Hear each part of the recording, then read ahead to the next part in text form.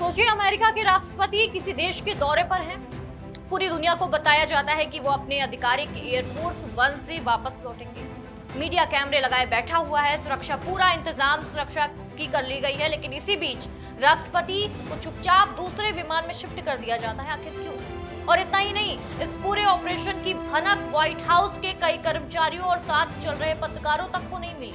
और ये किसी फिल्म का सीन नहीं, बल्कि अमेरिका के राष्ट्रपति डोनाल्ड ट्रंप की सुरक्षा से जुड़ा एक बेहद चौंकाने वाला खुलासा है। रिपोर्ट के मुताबिक जुलाई में तुर्की के दौरे के दौरान ट्रंप को ईरान से मिले कथित हत्या के खतरे के चलते बेहद गोपनीय तरीके से एक सैन्य विमान में शिफ्ट कर दिया गया। और सबसे दिलचस्प बात यह है कि दुनिया को यही दिखाया गया कि ट्रंप पुराने एयरफोर्स वन से ही सफर कर रहे थे। ट्रंप नाटो सम्मेलन में हिस्सा लेने के लिए तुर्की की राजधानी अंकारा पहुंचे थे। वहां पहुंचने के लिए उन्होंने कतर की ओर से मिले एक अपग्रेड किए गए एक नए विमान का इस्तेमाल किया था, लेकिन वापसी के वक्त सुरक्षा एजेंसियों ने अचानक प्लान बदल दिया और अब यहां से शुरू होती है पूरी कहानी। ट्रंप को पुराने एयरफोर्स वन से सवार होते हुए दिखाया गया, कैमरे मौजूद थे, सब कुछ बिल्कुल सामान्य नजर आया। लेकिन ट्रंप ने खुद सोशल मीडिया पुराने एयरफोर्स वन से यात्रा करने की बात खुद कबूल की, लेकिन इसके बाद जो हुआ वो बेहद असामान्य था। रिपोर्ट के मुताबिक ट्रंप को एयरफोर्स के एक कैटरिंग ट्रक के जरिए चुपचाप दूसरे विमान तक पहुंचाया गया। यानी जिस विमान में दुनिया को ट्रंप के मौजूद होने का भरोसा दिलाया गया था, असल में राष्ट्रपति वहां से निकल चुके थे। उन्हें एक छोटे सैन्य विमान यानी कि एयरफोर्स C-32A में शिफ्ट कर दिया गया और इस पूरे ऑपरेशन का मकसद था राष्ट्रपति की वास्तविक लोकेशन और उनके सफर की जानकारी को छुपाए रखना, किसी तक साझा नहीं करना, ताकि किसी संभावित हमले का खतरा कम किया जा सके। और सबसे हैरान करने वाली बात यह है कि इस सीक्रेट ऑपरेशन की जानकारी यात्रा कर रहे कई पत्रकारों और व्हाइट हाउस के कुछ कर्मचारियों तक को नहीं मिली।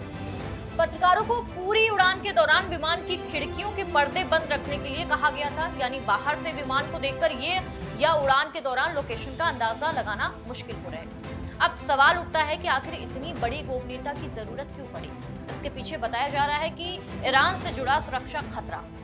उस समय अमेरिका और ईरान के बीच तनाव बेहद गंभीर था। ट्रंप को कथित हत्या की धमकियां मिल चुकी थी और उसको लेकर अमेरिकी सुरक्षा एजेंसियां पहले से सतर्क थी। ऐसे में राष्ट्रपति की यात्रा का रूट, विमान और वास्तविक लोकेशन सार्वजनिक होना सुरक्षा के लिहाज से बड़ा जोखिम माना जा रहा था और इसी वजह से एक तरफ का डिकाय ऑपरेशन तैयार किया गया, एक विमान को सामने रखा गया जबकि राष्ट्रपति को दूसरे सैन्य विमान से बाहर निकाल दिया गया। गुप्त तरीके से ट्रंप को ब्रिटेन के RAF माइल्ड एनहेल एयरबेस पहुंचाया गया। इसके कुछ ही मिनट बाद मीडिया को लेकर पुराना एयरफोर्स वन भी वहां पहुंच गया। यानी बाहर से तस्वीरें बिल्कुल सामान्य दिखी, राष्ट्रपति का विमान आया, मीडिया का विमान आया, ट्रंप की यात्रा जारी रही, लेकिन असल में राष्ट्रपति पहले ही दूसरे विमान से सुरक्षित पहुंच चुके थे। और इसके बाद ट्रंप अपने मुख्य विमान में वापस आए और वहां मौजूद अमेरिकी सैनिकों से मुलाकात की।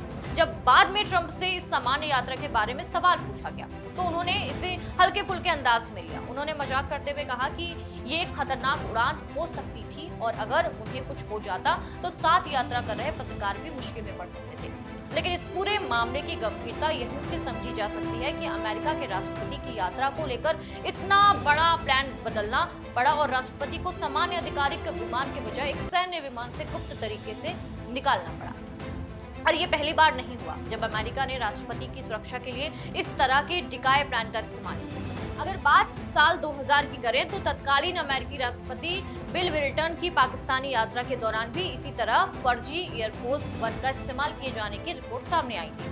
मकसद तब भी यही था, राष्ट्रपति की वास्तविक लोकेशन को लेकर संभावित हमलावरों को भ्रमित करना।